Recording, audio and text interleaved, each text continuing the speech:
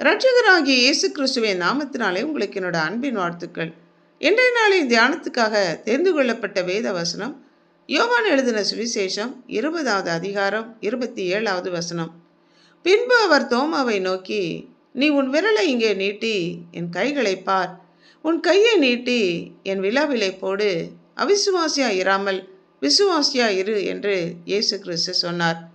இயேசு கிறிஸ்து உயிர்த்தெழுந்த செய்தியை கேள்விப்பட்டும் சீடர்கள் நம்பாமல் போனது நிமித்தம் அவர்களுடைய அவிசுவாசத்தை குறித்தும் இருதய கடினத்தை குறித்தும் கடிந்து கொண்டார். ஆண்டவராகிய இயேசு கிறிஸ்து அநேக முறை சீடர்களிடம் தான் படப்போகிற பாடுகளை குறித்தும் தம்முடைய மரணத்தை குறித்தும் மரணத்துக்கு பிற்பாடு 3வது நாள் அவர் உயிரோடு எழுந்திருப்பதை குறித்தும் பல முறை சீடர்களிடம் சொல்லியும் கூட இயேசு கிறிஸ்து உயிர்த்தெழுந்த செய்தியை அவர்கள் நம்ப மறுத்தார்கள். மகதலேனா மரியாளும் உயிர்த்தெழுந்த இயேசு கிறிஸ்துவை தான் கண்டதாக சொன்னபோதும் கூட அவர்கள் நம்பவில்லை. எம்மாவூரில் 2 சீடர்களோடு கூட ஆண்டவராகிய இயேசு கிறிஸ்து சென்று அவர்களோடு தங்கி அப்பம் பிற்கையில் அவர்களுடைய கண்கள் திறக்கப்பட்டு இயேசுவை அவர்கள் தரிசித்ததை சொல்லியும் கூட நம்பவில்லை.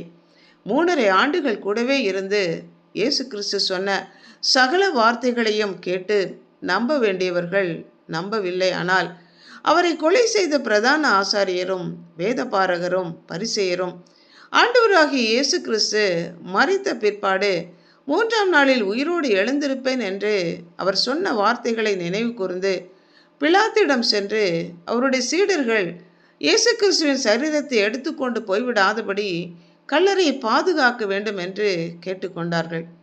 வாரத்தின் முதல் நாள் சாயங்கால வேளையிலே சீடர்கள் பயத்தோடும் நடுக்கத்தோடும் கூடியிருந்த வீட்டிலே கதவுகள் பூட்டப்பட்டிருக்கையில் இயேசு கிறிஸ்து அவர்கள் நடுவிலே நின்று உங்களுக்கு சமாதானம் என்று சொல்லி தம்முடைய கரத்தில் இருந்த காயங்களையும் விலாவில் இருந்த காயத்தையும் காண்பித்து உயிரோடு இருக்கிறவராக அவர்களுக்கு தன்னை வெளிப்படுத்தினார். பிதா இந்த உலகத்திற்கு என்னை அனுப்பினது போல நானும் உங்களை அனுப்புகிறேன் என்று சொல்லி அவர்கள் மேல் ஊதி பரிசுத்தாவியை பெற்றுக்கொள்ளுங்கள் என்று சொல்லி அவர்கள் செய்ய வேண்டிய காரியங்கள் எல்லாவற்றையும் கூட ஆண்டவர் அவர்களுக்கு அறிவித்தார்.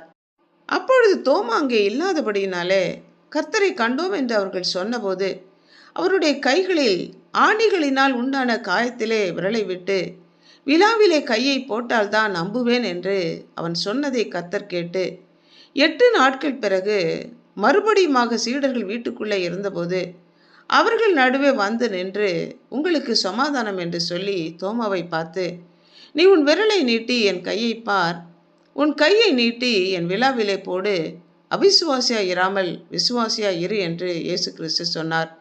நீ என்னை கண்டதினாலே விசுவாசிக்கிறாய், காணாதிருந்தும் விசுவாசிக்கிறவர்கள் பாக்கியவான்கள் என்றார்.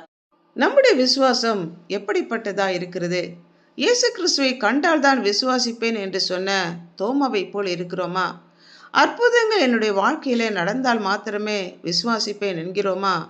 அற்புதங்கள் அதிசயங்கள் நம்முடைய வாழ்க்கையிலே நடக்காவிட்டாலும் இயேசு கிறிஸ்துவே தேவனுடைய குமாரன் உலக இரட்சகர் என்று விசுவாசித்து அவரை ஏற்றுக்கொள்கிறோமா? யோசித்து பார்ப்போம்.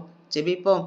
அன்புள்ள ஆண்டவரே, எங்களை உண்டாக்கி எங்களுக்காக ஜீவனை கொடுத்து உயிரோடு எழுந்தவரே, நீரே இரட்சகர் மீட்பர் என்று நாங்கள் விசுவாசித்து உம்மை ஏற்றுக்கொண்டு உம்முடைய வார்த்தைகளை பற்றி பிடித்து கொண்டு வாழவும் அவிசுவாசமுள்ள வழுவி போகிற கடின இருதயம் உள்ளவர்களாக நாங்கள் இராதபடி விசுவாசம் உள்ளவர்களாக வாழ எங்களை அர்ப்பணித்து இயேசு கிறிஸ்துவின் நாமத்தினால் ஜெபிக்கிறோம் பிதாவே. ஆமென்.